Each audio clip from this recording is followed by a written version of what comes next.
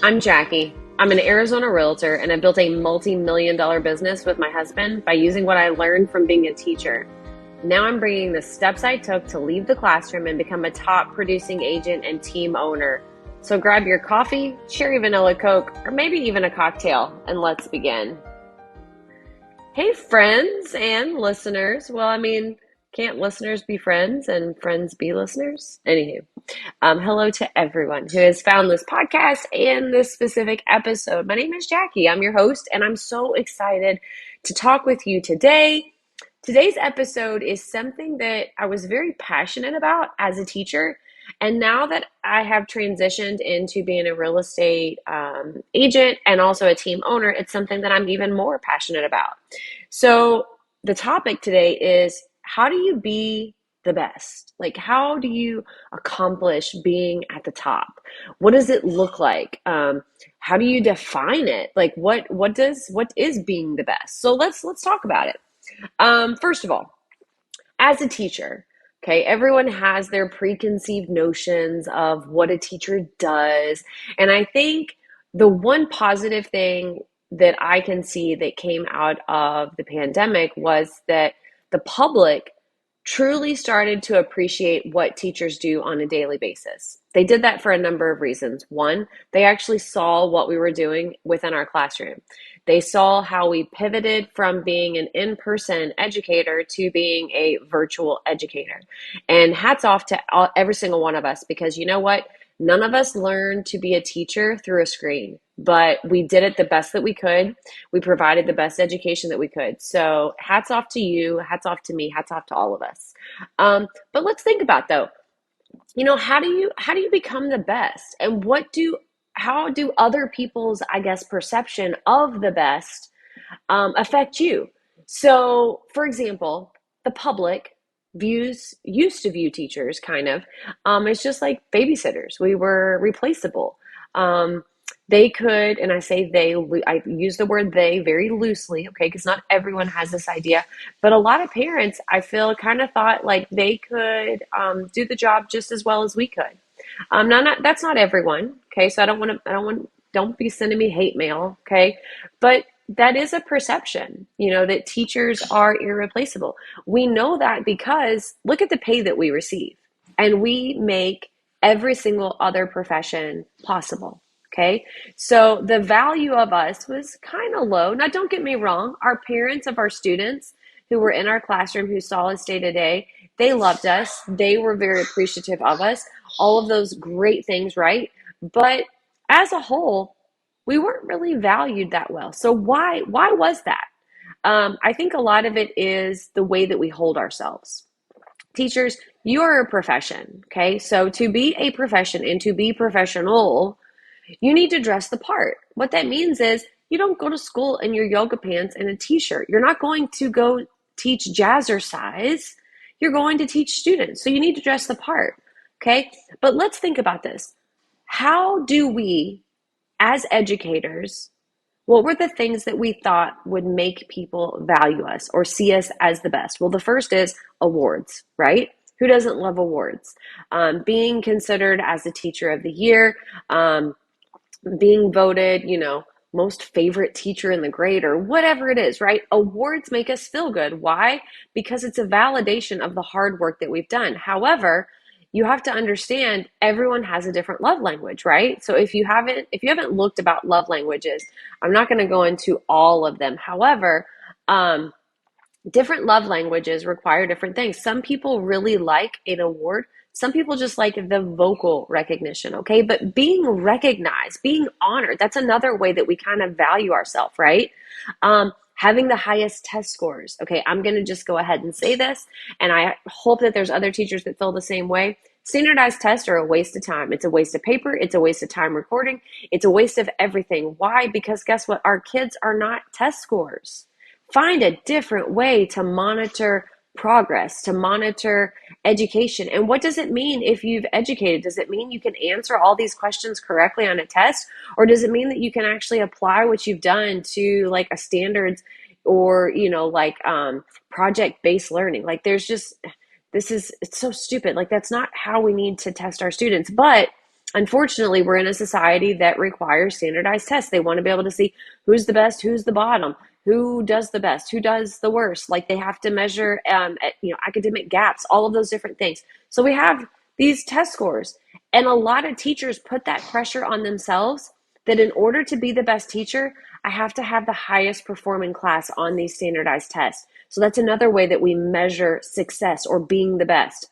Maybe it's having the most well-behaved class, right? If you have a classroom, one of the things that you should learn immediately is how to manage that classroom, okay? So good classroom management, because nobody can learn if little Timmy or Jimmy or Joe or whoever is jumping off the walls, okay? Learning doesn't occur in a chaotic classroom. Learning doesn't occur in a classroom that is not well managed, okay? So having that, maybe that's what you think makes you the best. What about when substitutes visit? Maybe it's having that class that is the most respectful when a substitute is present, right? Or being requested. I taught in a lot of different schools, and you may be working in these types of schools where parents that are going to be having students come into your class the following year, they can request certain teachers. It doesn't mean that they get their request, but when you see your name on a lot of requests, that could be what you see as success. But what you have to think is, what motivates you?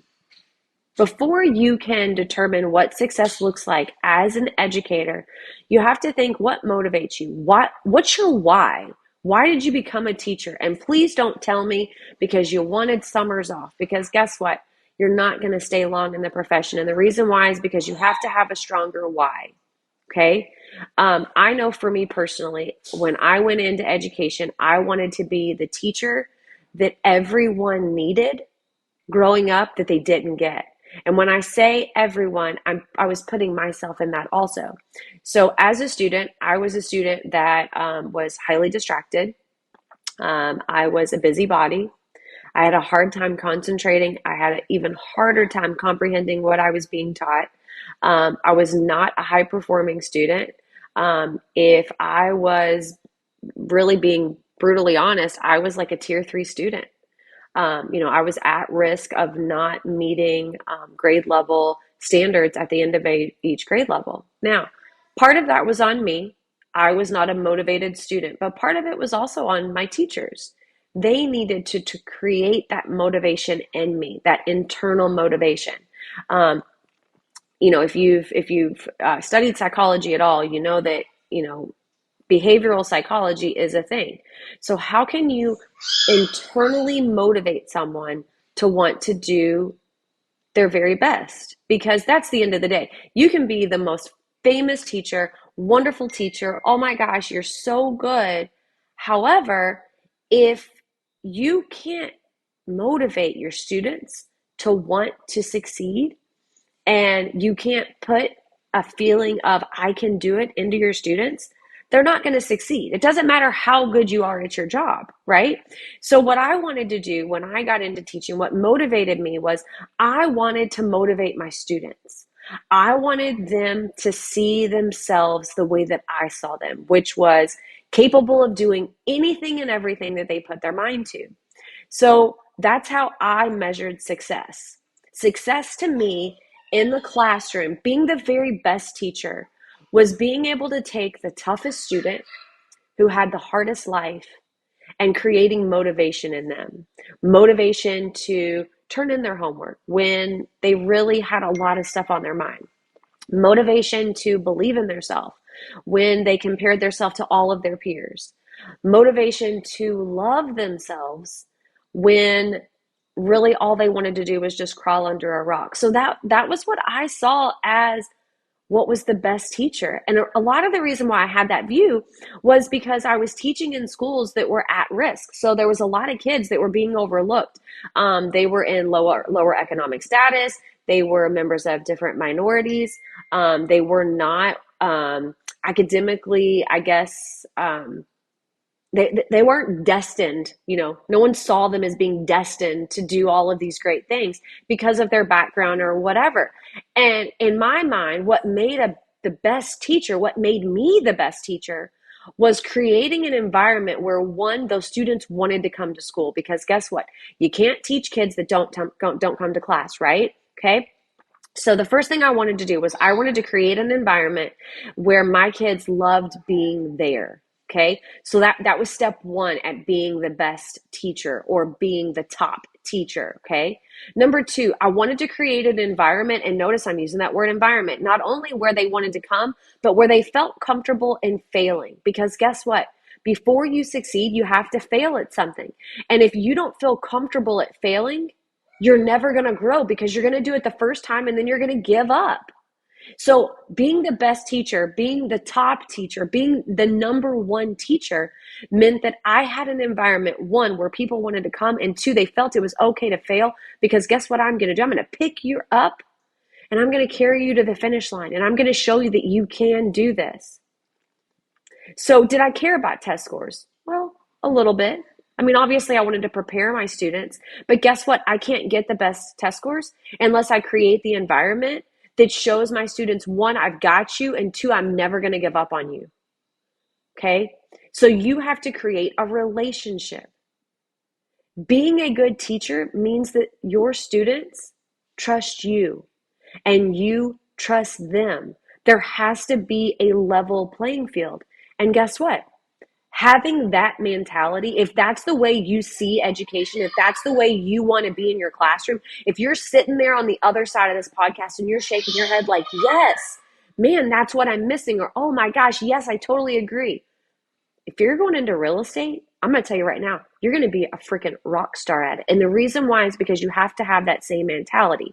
So let's talk about real estate, okay? Well, I'm going to tell you first, the thing that really shocked me about going into real estate and having that as my profession was the way that society kind of viewed the profession. There were so many commonalities between how people viewed a real estate agent and how they viewed a teacher. They thought they're replaceable. I don't really need them. What is their purpose? Like, I could do this on my own, right? But there was even a higher level of on there, okay? A lot of people in society do not trust a real estate agent. They feel that they are slimy, that they're salesmen-y. Okay, well, guess what? There may be a few of them like that, okay? So how do we raise the bar? How do we become the best? How do we become unlike what society views us as in this new industry? Okay. And what's kind of caused this view? Well, probably one of the reasons why it causes the view is because as real estate agents, we think success is having a nice car or having designer clothes or having designer bags. Hello, look at Selling Sunset, right? Basically what Selling Sunset does, and don't get me wrong, I watch the show, I get comedy out of it, it's good drama, okay? However, if that's what you view a real estate agent, if that's what you think the norm is, then we are all walking around in our Louis Vuitton red bottom shoes. We have designer clothes from head to toe. We have like a glam squad that comes and puts our makeup on. We all have hair extensions. We have these huge bags. We have these fancy cars. We go to all these different events. We have huge monster houses. And all we do is a little bit of work because we spend more of our time in drama. That's what society views us because of what we're putting out there on medias. Okay? But guess what? That's not the norm. I'm going to tell you right now. I drive a 2014 Nissan Quest van. It has 150,000 miles on it. I have had that car for pretty much the entire time that my son has been born. So I've had it for 7 years. It's paid off.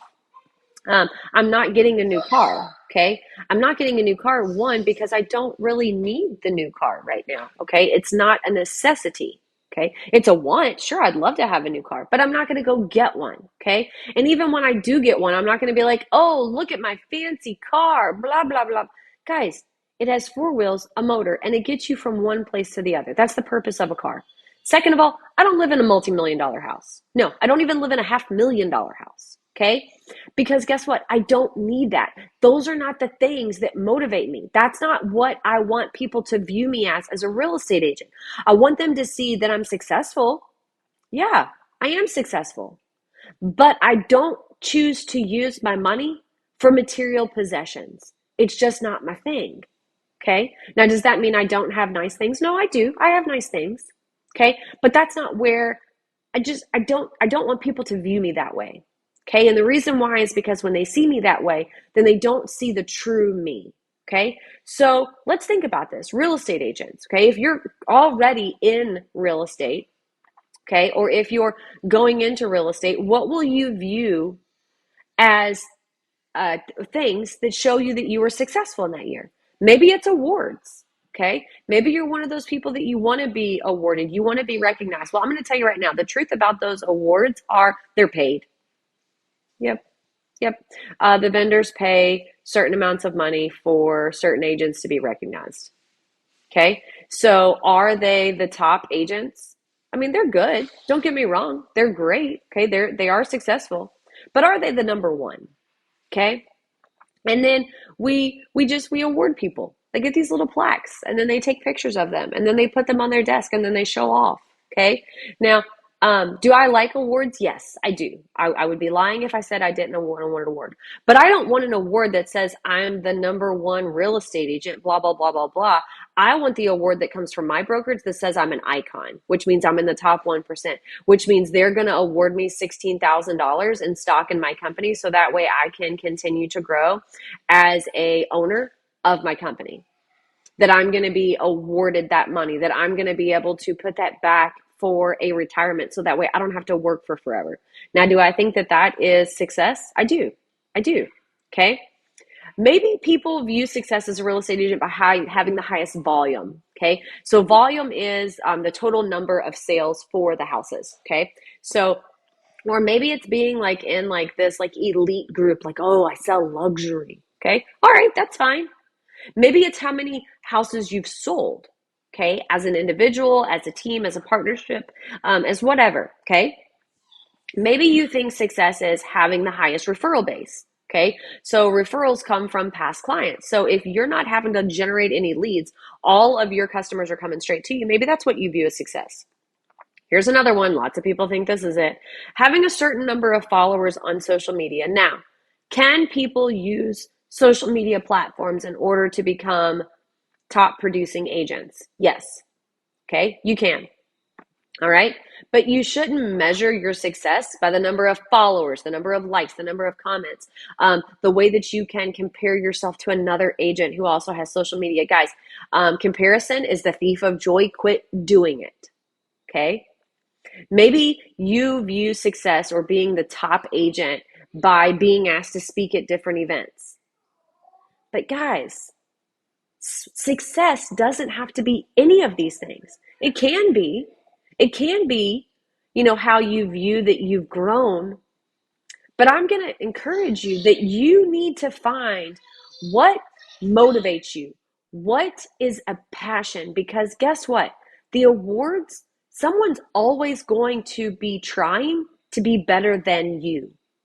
Okay? Someone's goal is to be, hey, I want to sell more houses than that Patty girl. Or I want to sell more houses than that guy down the street that always is selling more houses. Someone's always going to be trying to be better than you. And guess what? Eventually it's going to happen. And that's okay. Because what motivates you and the passion that you have has to be more than those few things that I listed. You have to have a passion to help people purchase their biggest purchase in life. You have to want to help them. You have to want to be there when they're scared or when they're worried or when they're excited or whatever that feeling is. You have to be there. And it has to motivate you to want to be there. Or those awards that now you're not getting, you're going to feel like you're not good at your job anymore. But if you can look at yourself and say, hey, I helped that first time home buyer buy their first house, and now they're celebrating their first holiday in the house. Or you know what? I helped that renter who'd been renting for so long because they thought they couldn't get approved. I helped them get approved for a loan, and now they're a homeowner. Or hey, you know what? I helped that spouse, that couple downsize from the home that they had raised all of their kids in into a beautiful home that now is going to be their final home. And you know what? I help them during that hard time. Whatever it is, you have to know what motivates you. And guess what? That's what makes you a top agent. It's not the amount of houses you sell. It's not the amount of money that you make. It's not the amount of awards you make. Success is being the best real estate agent, which means you raise the bar for everyone else who's in that profession. You are the person who everyone wants to be because people appreciate you. People know that you're different, that you're not like everyone else. To me, that's what success is. Now, does it help to be able to pay the bills? Yeah. That doesn't mean that you can't have goals for yourself. I think you should have goals for yourself. And I think you should have certain things in place to know that you're reaching those goals. What I'm saying is, in order to reach those goals, in order to exceed those goals, you have to have the right mindset. And the mindset has to be, I'm in this because I want to create relationships with people where they trust me and where I can give them something that someone else can't. Okay? It's no different than wanting to be the best teacher. Yeah, it's good to be the best. But in order to be the best, you have to have the right mindset, which is, how can I motivate people to use me as a real estate agent? How can I motivate people to understand that their academic success is not dependent on what their income is or where they grew up or what their background is? Everyone has the exact same ability to reach the goal that they want, and I'm going to be here to help them reach that goal. Guys, if you are thinking about a switch to real estate, I would love to support you and bring you into our collective group of agents. We have partners in multiple states, and through our coaching and our training and support, they're actually leaving the classroom and going full time. But that's okay if that's not your thing. Guys, if you want to be a part-time agent, I can totally help you. All right? You can supplement your income, save for the future, and then leave education when you want to. Let's connect. Let's chat on ways that I can help you reach your goals.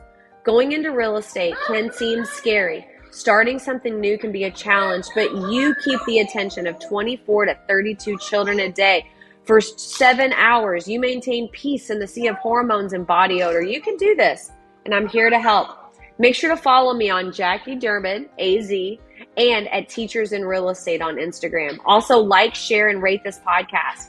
And if you need help or have state-specific questions, reach out to me, and I'm gladly will help you. Thanks for listening, guys. See you next time.